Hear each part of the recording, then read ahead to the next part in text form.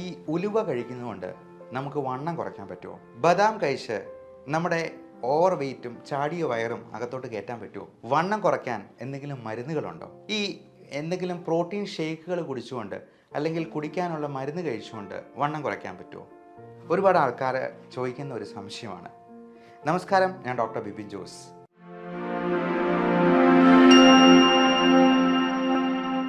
വണ്ണം കുറയ്ക്കാൻ ഒരു പ്രത്യേക തരത്തിലുള്ള മരുന്ന് ഇന്ന് അവൈലബിൾ ആണ്.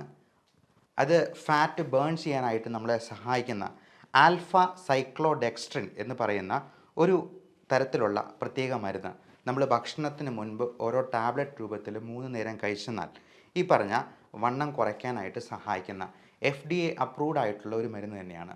ഫുഡ് ആൻഡ് ഡ്രഗ് അഡ്മിനിസ്ട്രേഷൻ എന്ന് പറയുന്ന ഔദ്യോഗിക സംഘടനയുടെ അംഗീകാരം ലഭിച്ചിട്ടുള്ള ഒരു മരുന്ന് തന്നെയാണ് ഈ ആൽഫ സൈക്ലോഡെക്സ്ട്രിൻ.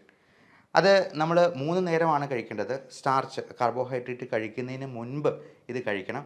അതിൻ്റെ കൂടെ 2-3 ഗ്ലാസ് വെള്ളം കൂടെ കുടിക്കുക. കൂടാതെ ഈ മരുന്നുകൾക്ക് പ്രത്യേകമായിട്ടുള്ള ഗുണം വെച്ചാൽ അത് കാർഡിയോ വാസ്കുലർ ഹെൽത്ത് ബെനിഫിറ്റ്സ് ഉണ്ട്. കൊളസ്ട്രോൾ ലെവൽ കുറയ്ക്കാനായിട്ട് സഹായിക്കും. പ്ലേക്ക് ഫോർമേഷൻ കുറയ്ക്കാനായിട്ട് സഹായിക്കും. ഇതേ സാധനം തന്നെ നമുക്ക് നമ്മുടെ ഭക്ഷണത്തിൽ തന്നെ ഉൾപ്പെടുത്താൻ പറ്റും. നല്ല ഫൈബർ കണ്ടൻ്റുള്ള സാധനങ്ങൾ കൂടുതലായിട്ട് ഉൾപ്പെടുത്തി ഈ വണ്ണം ഉണ്ടാക്കുന്ന സാധനങ്ങൾ ആദ്യം ഒഴിവാക്കുകയാണ് വേണ്ടത്. ഉദാഹരണത്തിന് മധുരം, അതുപോലെ ഈ ബേക്കറി സാധനങ്ങളിലുള്ള മിക്കവാറും മധുരമുള്ള സാധനങ്ങളിലൊക്കെ ഹൈ ഫ്രക്ടോസ് കോൺ സിറപ്പാണ്, പഞ്ചസാരയേക്കാൾ വില കുറഞ്ഞ ഒരു വസ്തു. അങ്ങനെയുള്ള കാര്യങ്ങൾ ഒഴിവാക്കുക. മൈദ അടങ്ങിയിട്ടുള്ള പൊറോട്ട മാത്രമല്ല കേട്ടോ, ബണ്ണ്, ബ്രെഡ്, ബിസ്ക്കറ്റ് എല്ലാം മൈദയാണ്. അപ്പോൾ ഇതെല്ലാം ഒഴിവാക്കുക തന്നെ ചെയ്യണം. പിന്നെ നമുക്ക് കഴിക്കാതിരിക്കാൻ പറ്റാത്തൊരു സാധനം ഉണ്ടല്ലോ, ചോറിന് പകരം എന്നാൽ ചോറ് ഒഴിവാക്കി ഞാനൊരു 5 ചപ്പാത്തി കഴിക്കുന്നുള്ളൂ എന്ന് പറഞ്ഞാൽ ഒരു ഗുണമില്ല.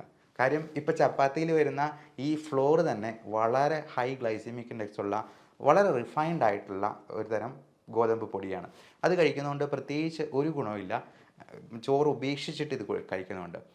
2 ചപ്പാത്തി കഴിച്ചിട്ട് നമ്മൾ അതിന് കൂടെ ഒത്തിരി സാലഡും ഒക്കെ കഴിച്ചെന്നാൽ നമുക്ക് അത്രയെങ്കിലും കാലറി കുറയ്ക്കാമെന്ന് മാത്രം. പിന്നെ ഈ ഉലുവ പോലത്തെ സാധനങ്ങൾ തീർച്ചയായിട്ടും നമുക്ക് വണ്ണം കുറയ്ക്കാനായിട്ട് സഹായിക്കും എന്ന് കരുതി ഞാൻ ഉലുവ കഴിച്ചു എൻ്റെ വണ്ണം കുറഞ്ഞിട്ടില്ല എന്ന് പറയുന്നതിൽ കാര്യമില്ല. അതുപോലെ ബദാം ആണെങ്കിലും നമ്മുടെ നല്ല കൊളസ്ട്രോളിൻ്റെ അളവ് വർദ്ധിപ്പിക്കാൻ HDL എന്ന് പറയുന്നതാണ് നമ്മുടെ നല്ല കൊളസ്ട്രോൾ. അതുപോലെ LDL എന്ന് പറയുന്ന ചീത്ത കൊളസ്ട്രോൾ, ട്രൈഗ്ലിസറൈഡ് എന്ന് പറയുന്ന കൊളസ്ട്രോളിൻ്റെ ഒരു വകഭേദം, അതും കൊള്ളുകയില്ലാത്തതാണ്, ആരോഗ്യത്തിന് നല്ലതല്ല. ഇതെല്ലാം കുറയ്ക്കാനായിട്ട് ഈ ബദാമും നമ്മൾ പറഞ്ഞ ഉലുവയും ഒക്കെ സഹായിക്കുന്നതാണ്. ഈ ഉലുവ എന്ന് പറയുന്നത് ഒരു തരത്തിലുള്ള സ്പൈസാണ്. നമുക്കറിയാം ഉലുവ നമ്മുടെ ആരോഗ്യത്തിന് വേണ്ടി ഉപയോഗിക്കുന്ന ഒരു സാധനമാണ്. നമ്മുടെ സ്പൈസസ് ആയിട്ട് നമുക്ക് കറികളിലൊക്കെ ചേർക്കാവുന്നതാണ്. ഉത്തമനായ ഉലുവ എന്നാണ് പറയുക. അപ്പോൾ ഇങ്ങനെയുള്ള കാര്യങ്ങളൊക്കെ ഉപയോഗിക്കുന്നത് തീർച്ചയായിട്ടും നമ്മുടെ ആരോഗ്യത്തിനെ സഹായിക്കുന്നതാണ്, വെയിറ്റ് കുറയ്ക്കാനായിട്ട് സഹായിക്കുന്നതാണ്. പിന്നെ ഈ പൊടി കലക്കി കുടിച്ച് വെയിറ്റ് കുറയ്ക്കുന്നതിനെക്കുറിച്ച് നമുക്കൊന്ന് വരാം. ഇങ്ങനെയുള്ള ഇപ്പോൾ വിപണിയിൽ അങ്ങനത്തെ പല പൊടികളും അവൈലബിൾ ആണ്. ഇങ്ങനെയുള്ളവരൊക്കെ പറയുക രാത്രിയിലത്തെ ഡിന്നറിന് പകരം ഇത് കഴിക്കണമെന്നുള്ളതാണ്. അവിടെ തന്നെ നമ്മൾ ടെക്നിക്ക് മനസ്സിലാക്കണം. നമ്മൾ ഡിന്നർ ഒഴിവാക്കിയെന്നാൽ തന്നെ ഒരു ദിവസം 200 ഗ്രാമോളം വെയിറ്റ് കുറയ്ക്കാൻ പറ്റുമെന്ന് മനസ്സിലാക്കുക. 200 ഗ്രാം വീതം ഓരോ ദിവസവും, അങ്ങനെ 10 ദിവസം കൊണ്ട് നമുക്ക് 2 കിലോ കുറയ്ക്കാം. അപ്പോൾ നമ്മൾ ഈ പൊടി തന്നെ വാങ്ങിച്ച് വലിയ വിലയ്ക്ക് വാങ്ങിച്ച് കഴിക്കേണ്ട കാര്യമില്ല. ഡിന്നർ അങ്ങ് ഒഴിവാക്കുക. പകരം 0 കാലറി ആയിട്ടുള്ള എന്തെങ്കിലും സാലഡിലേക്കോ വളരെ മധുരം കുറഞ്ഞിട്ടുള്ള പഴങ്ങളിലേക്ക്, ഇപ്പോൾ നമ്മൾ പേരയ്ക്ക പോലത്തെ സാധനങ്ങൾ, നല്ല മധുരമുള്ള മാങ്ങാപ്പഴമൊക്കെ കഴിച്ചിട്ട് കിടന്നാൽ ചോറ് കഴിക്കുന്നതിനേക്കാൾ കൂടുതൽ കാലറി ഉള്ളിലോട്ട് ചെല്ലും. അതുകൊണ്ട് അങ്ങനെയുള്ളതൊന്നും അഭികാമ്യമല്ല. പകരം ഇത്തരത്തിലുള്ള കാര്യങ്ങൾ ചെയ്യാം. പിന്നെ നമ്മൾ സ്ലോ ആയിട്ടുള്ള എക്സസൈസുകൾ പരമാവധി ചെയ്യാനായിട്ട് നോക്കുക.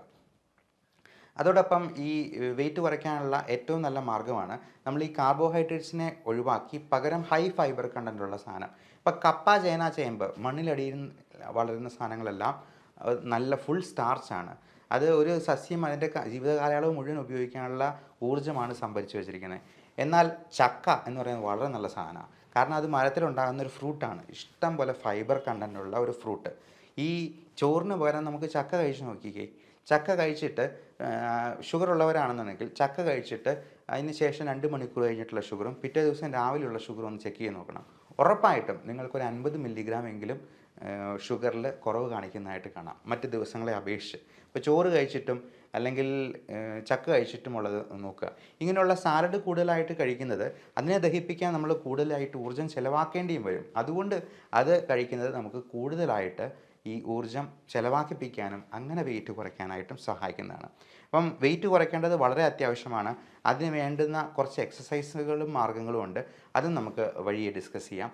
എല്ലാവർക്കും നല്ല ആരോഗ്യം ആശംസിക്കുന്നു. നന്ദി, നമസ്കാരം.